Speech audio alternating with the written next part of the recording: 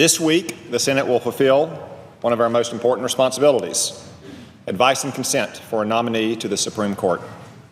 The stakes don't get much higher than a lifetime appointment to a court of final appeal, especially as the court is presumed over the last 2 generations to take more and more political and moral questions out of the hands of the people. President Trump has nominated Judge Neil Gorsuch, a distinguished jurist who understands the critical but limited role of the federal courts in our constitutional system. To my knowledge, no senator genuinely disputes his eminent qualifications, his judicial temperament, and his outstanding record over the last decade on the 10th Circuit Court of Appeals. Indeed, Judge Gorsuch would appear headed toward an easy, non-controversial confirmation based on the comments by Democratic senators. The senior senator from Colorado introduced Judge Gorsuch at his confirmation hearings with this high praise: "I have no doubt that Judge Gorsuch has profound respect for an independent judiciary and the vital role it plays as a check on the executive and legislative branches. I may not always agree with his rulings, but I believe Judge Gorsuch is unquestionably committed to the rule of law." The senior senator from Indiana recently announced his support for Judge Gorsuch, saying, "I believe he is a qualified jurist who will base his decisions on his understanding of the law and is well respected among his peers." The senior senator from West Virginia has noted Judge Gorsuch has been consistently rated as a well-qualified jurist, the highest rating a jurist can receive, and I have found him to be an honest and thoughtful man. The junior senator from North Dakota also praised Judge Gorsuch for his record as a balanced, meticulous, and well-respected jurist who understands the rule of law. Remember, these admiring statements all come from Democrats, and all of them support an up or down vote on confirming Judge Gorsuch. Even those who oppose Judge Gorsuch used to sing a different tune about the standards for judicial confirmation. For instance, the senior senator from California put it best when she said, "I think when it comes to filibustering a Supreme Court appointment, you really have to have something out there, whether it's gross moral turpitude, or something else that comes to the surface." Speaking of a previous Republican president's nominee, she further said, "Now, I mean, this is a man I might disagree with. That doesn't mean he shouldn't be on the court." In fact, President Obama filibustered a Supreme Court nomination while he was a senator, yet later expressed regret over that decision. He said, "I think that historically, if you look at it, regardless of what votes particular senators have taken, there's been a basic consensus, a basic understanding that the Supreme Court is different. And each caucus may decide who's going to vote where and what, but that basically you let the vote come up and you make sure that a well-qualified candidate is able to join the bench, even if you don't particularly agree with them." Despite all this, though, it appears a radical Democratic minority intends to filibuster Judge Gorsuch's nomination. And the minority leader is encouraging this extreme fringe, claiming if Judge Gorsuch fails to earn 60 votes and fails to demonstrate he is mainstream enough to sit on the highest court, we should change the nominee and not the rules. I will return later to the minority leader's central and ironic role in all of this. But for now, let's take a trip down memory lane to understand just how radical this partisan filibuster would be. No Supreme Court nominee has ever failed because of a partisan filibuster. Never, not once, ever, in the 228 years of our venerable Constitution. One nominee, Justice Abe Fortas, to be elevated to Chief Justice, lost one cloture vote in 1968 on a bipartisan basis and then withdrew under an ethical cloud. But no Supreme Court nominee has ever been defeated by a partisan filibuster. And this historical standard has nothing to do with changes in the Senate rules. The filibuster has been permitted under Senate rules since early in the 19th century. It's not a recent or a novel power. The cloture rule was adopted 100 years ago. In other words, at any point in our history, a Senate minority could have attempted to filibuster a Supreme Court nominee. They had the tools. The rules permitted it. It would have only taken one senator, just one. Yet it never happened for a simple reason: self-restraint. While written rules are important, sometimes the unwritten rules are even more so. Habits, customs, mores, standards, traditions, practices, these are the things that make the world go round. In the United States Senate, no less than in the game of life. Our form of self-government depends critically on this form of self-government.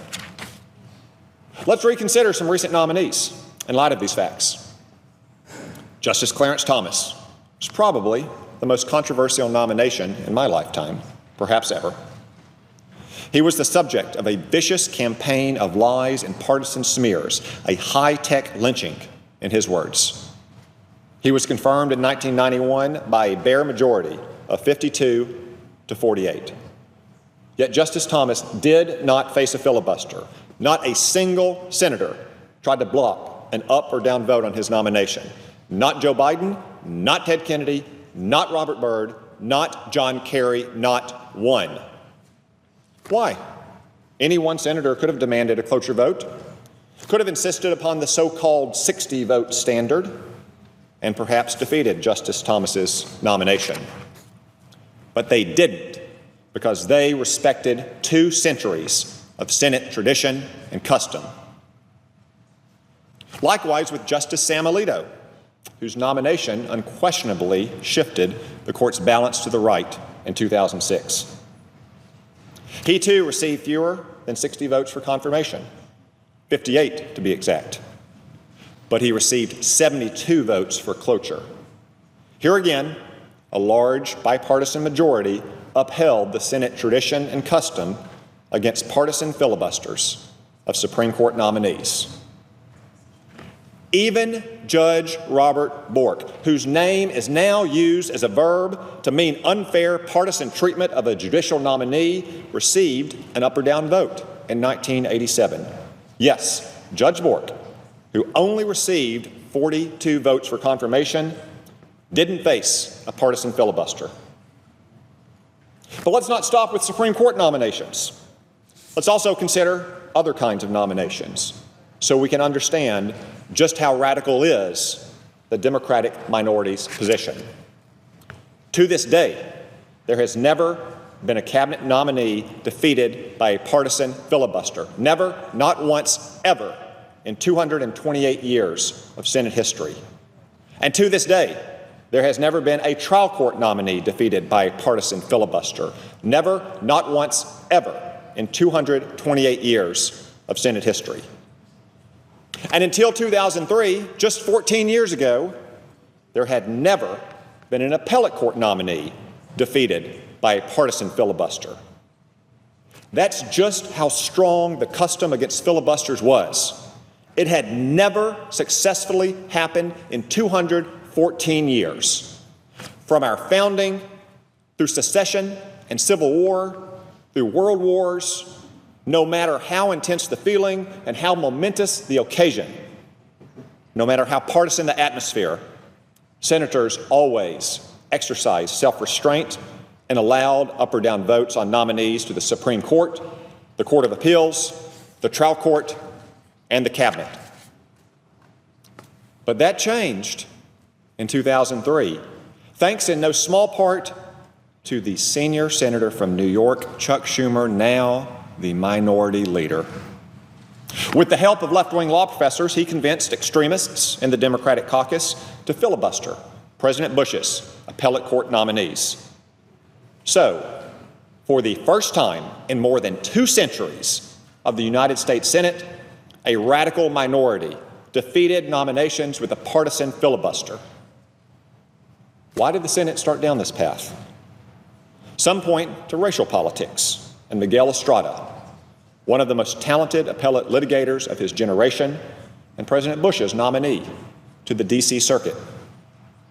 That court is often a proving ground for future Supreme Court nominees, and Mr. Estrada's confirmation might have enabled President Bush to nominate him subsequently to the Supreme Court. A Republican president appointing the first Hispanic justice?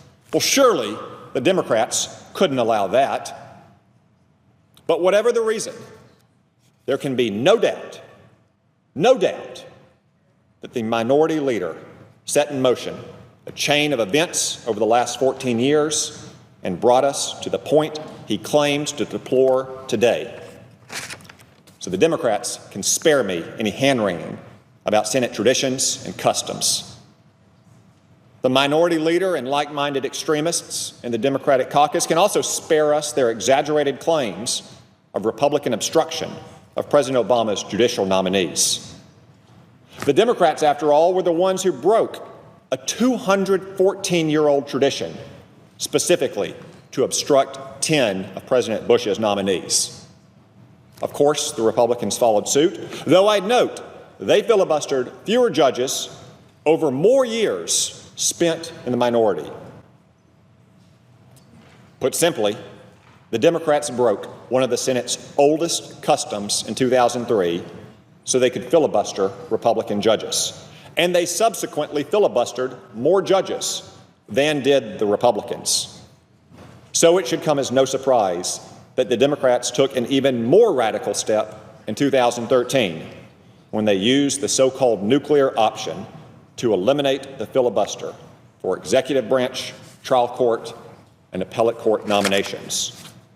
They broke the Senate rules by changing the Senate rules with a bare majority, not the effective 2/3 vote required under those rules.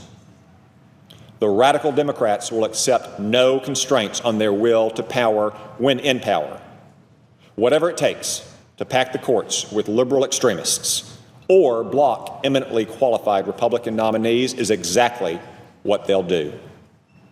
But don't take my word for it. Let's review what the Democrats were saying last year when they all believed they'd be in power with Hillary Clinton as president and Democrats controlling the Senate. We didn't hear much talk about the sacred 60-vote standard back then. On the contrary, the Democrats were promising to use the nuclear option again, this time to confirm a Democratic nominee to the Supreme Court. Former Senate Minority Leader Harry Reid said, "I have set the Senate so when I leave, we're going to be able to get judges done with a majority. If the Republicans try to filibuster another circuit court judge, but especially a Supreme Court justice, I've told them how, and I've done it in changing the rules of the Senate." The junior senator from Virginia, who would have been vice president had Secretary Clinton won, said quite frankly about the Supreme Court vacancy, "If these guys think they are going to stonewall the filling of that vacancy or other vacancies, then the Democratic Senate majority will say, we're not going to let you thwart the law." The junior senator from Oregon warned ominously, "If there's deep abuse, we're going to have to consider rule changes." And the senior senator from New Mexico perhaps summed it up best of all when he said, "The Constitution does not give me the right to block a qualified nominee, no matter who is in the White House. A minority in the Senate should not be able to block qualified nominees." Don't think for a minute that the radical Democrats would not have made good on these threats. They've exercised little restraint on judicial nominations over the last 14 years. They betrayed over 200 years of Senate tradition and custom. They wouldn't start respecting those traditions now. In reality, there were good reasons to respect and uphold the old Senate tradition against filibusters of nominees before 2003. First, our responsibility under the Constitution is not to choose, but to advise and consent. A partisan filibuster would essentially encroach upon the president's power to nominate the person of his choice. Second, nominations aren't susceptible to negotiation. We can't split someone down the middle, Solomon-like. We can vote yes or no. This isn't the case with legislation, where differences can be split, compromises negotiated, bipartisan consensus reached. Third, when legislation fails to win 60 votes, it's not the end of the world. It can go back to the drawing board or be enacted through other legislative vehicles. But when nominations are long delayed or defeated, then real work is left undone. Cases go unheard, disputes go unresolved, the law remains unclear. It would have been better for the Senate if the minority leader and the Democrats had recognized these things in 2003 and not started us down this path, the end of which we reach this week. It's rarely a good thing when an institution ignores or breaks its customs and traditions, its unwritten rules. They should have known better, and they should have acted better. But we've come to this point because the radical Democrats didn't act any better. Now, they propose to create a new standard, never known to exist before. The Senate will not confirm a Republican president's nominees to the Supreme Court, because if the Democrats will filibuster Neil Gorsuch, then they will filibuster any Republican nominee. I will never accept this double standard, and neither will my colleagues. Republicans aren't going to be played for suckers and chumps. After this week, the Senate will be back to where it always was and where it should have remained. Nominees brought to the floor ought to receive an up or down, simple majority vote. And don't expect to hear regret from me about it. There's no moral equivalence here between the two parties. To suggest any equivalence is to divorce action from its intent and aim. In 2003 and again at this moment, the radical Democrats overturn venerable Senate traditions. The Republicans are acting to restore them. Those who cannot see the difference, to borrow from Bill Buckley, would also see no difference between a man who pushes an old lady into the path of an oncoming bus and a man who pushes the old lady out of the path of the bus, because, after all, both men push around old ladies. So I'm not regretful. I'm not racked with guilt. I'm not anguished. I'm really not even disappointed. There are no schoolyard taunts of "you did it first." There are no charges of hypocrisy. There's no pox on both our houses. The Republicans are prepared to use a tool the Democrats first abused in 2013 to restore a 214-year-old tradition the Democrats first broke in 2003. And we're supposed to feel guilty? Please. The radical Democrats brought this all on themselves and on the Senate. The responsibility rests solely and squarely on their shoulders. The minority leader is hoist with his own petard. The Senate is restored to a sensible, centuries-old tradition. And Judge Gorsuch is about to become Justice Gorsuch. Not a bad outcome. Not bad at all. Pretty good, in fact. Mr. President, I yield the floor.